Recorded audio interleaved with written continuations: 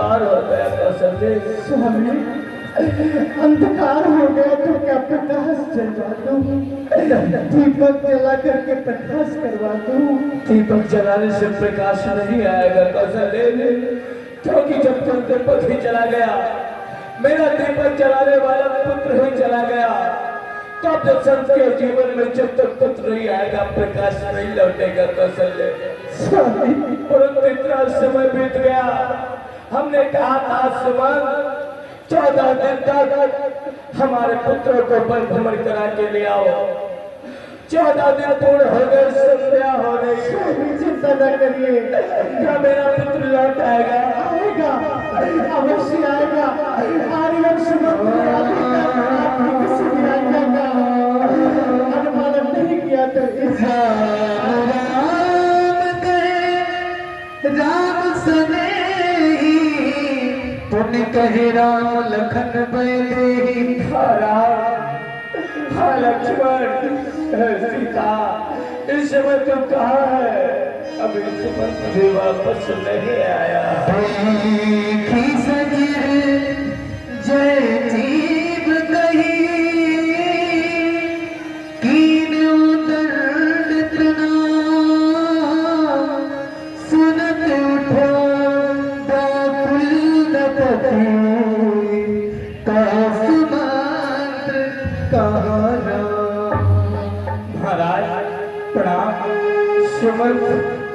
सुमंत भागा। सुमंत कहाँ है? हमारे पुत्र कहाँ है? सुमंत कहाँ है? मेरे पुत्र कहाँ है?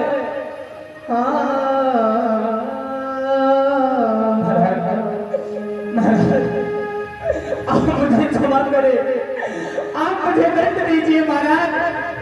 मैं हर प्रकार से आपका अपराधी हूँ महाराज। मैंने आज एक राजा का आदेश नहीं माना महाराज। मैं आपकी आज्ञा का पालन नहीं कर सका महाराज। आप मुझे दंड दीजिए महाराज। दंड देने वाला इस अयोध्या मेरी आज्ञा मानने वाला अयोध्या पे है कौन?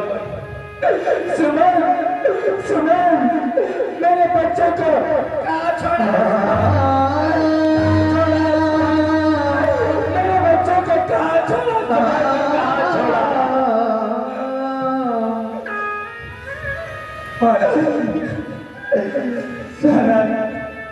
मैं आपकी आज्ञा का पालन नहीं कर सका महाराज, मुझे क्षमा करे।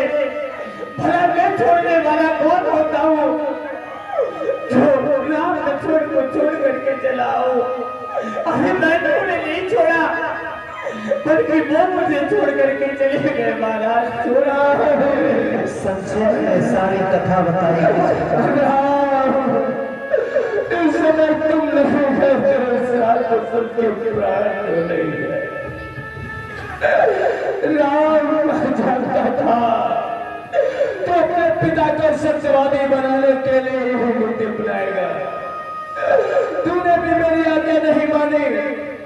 हमने कहा कि सुमन आपत्ति के समय एक दिन भी 1 बरस का होता महाराज, फिर भी तुम उसे नहीं समझा पाए महाराज।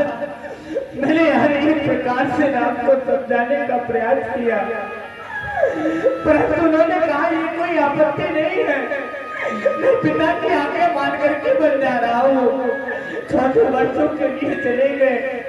प्रथम निवास उन्होंने तमसा के पास में किया, उसके बाद सुरसरी के पास में पहुंचे। वहां तकबीरपुर में उन्हें निषाद से भेंट की और निषाद ने उन्हें कर दिया महाराज।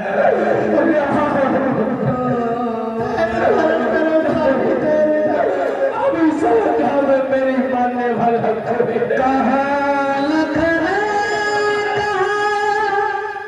राम सने कहा प्रिय पुत्र बधू बैदे। लक्ष्मण पुत्र सीता तुम सब कहाँ चले गए? अपना वचन पूर्ण करने वाला ये दशरथ अपने बच्चों को ही अपने वचन पर कर दिया। नहीं राम, मैं तुम्हारे बिना नहीं रह पाऊंगा राम। ऐसी बात नहीं। कौशल्या, इस समय राम वापस नहीं आ रहा। ये मेरे कर्मों का फल है, कर्मों का साप सुधियाई कौशल्य सब कथा सुनाई। कौशल्य, वो मुनि का साप मिथ्या नहीं होगा। कौन मुनि का कौन सा? इसी के कारण आज हमें पुत्र की पीड़ा सहनी पड़ रही है जो असहनीय है, क्योंकि मुनि का श्राप मिथ्या नहीं होगा। मुनि स्वामी, कैसे श्राप, क्या हुआ था?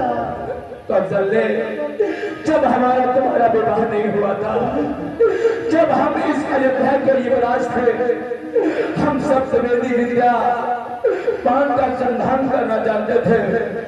हमारी इस विद्या की ख्याति पूरे विश्व में फैली थी। उस अपने मान के मद में आकर मैं रात्रि के समय भी आखोट के लिए जाया करता था। एक समय की बात है, मैं रात्रि की बेला शिकार के लिए गया था और वहां मुझे कलकल की आवाज सुनाई दी और हमने सप्तवेदी बाण का संधान कर दिया, परंतु वे बाण चूक गया। मैं कलकल करती हुई आवाज मैंने समझा कि कोई मृग चल भी रहा है, परंतु नहीं, वहां एक मुनि कुमार श्रवण अपने माता पिता के लिए चल भर रहा था और मेरा बाण उस मुनि कुमार के हृदय में चुभ गया।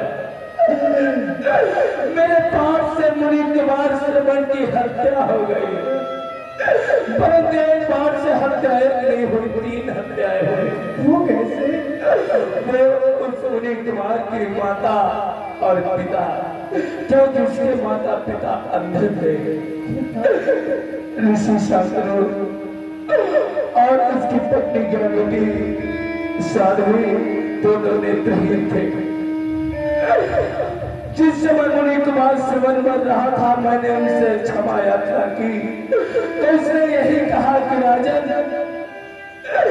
यदि क्षमा चाहते हो तो मेरे माता पिता कुछ दूर पर वटवृक्ष के नीचे प्यासे बैठे हुए जल पिला दो।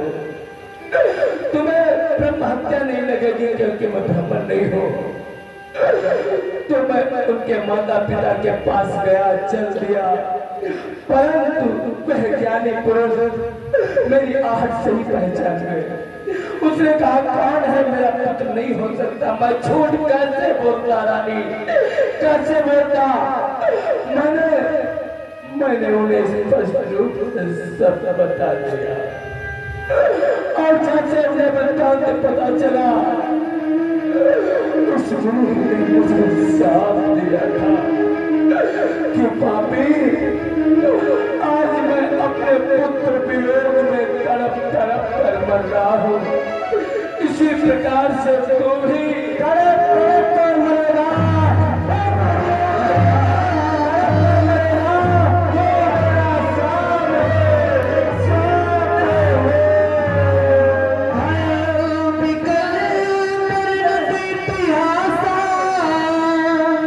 राम हित धिग जीवन आसा, सो तनु राखी करब मैं कहा, जहि न प्रेम तनु मोर निगाह।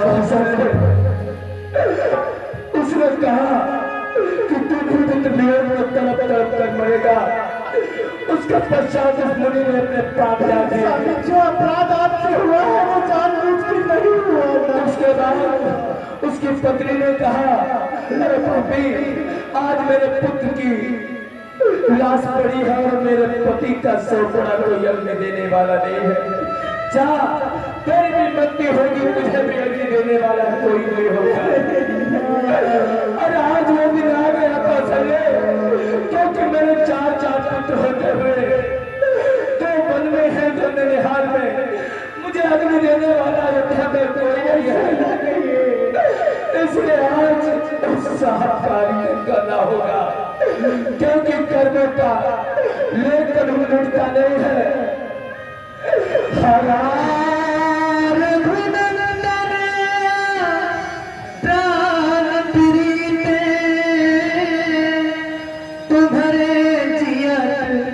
बहुत दिन बीते जानकी लखन हार भुवर पित हित जित चार जगधर हार भंगल प्राण करे पुत्र राम, तुम्हारे बिना बहुत दिन जी लिए, परंतु तुम्हारा वियोग मुझसे सहा नहीं जाता और तुम्हारे बिना मुझे जीवित रहा नहीं जाता राम।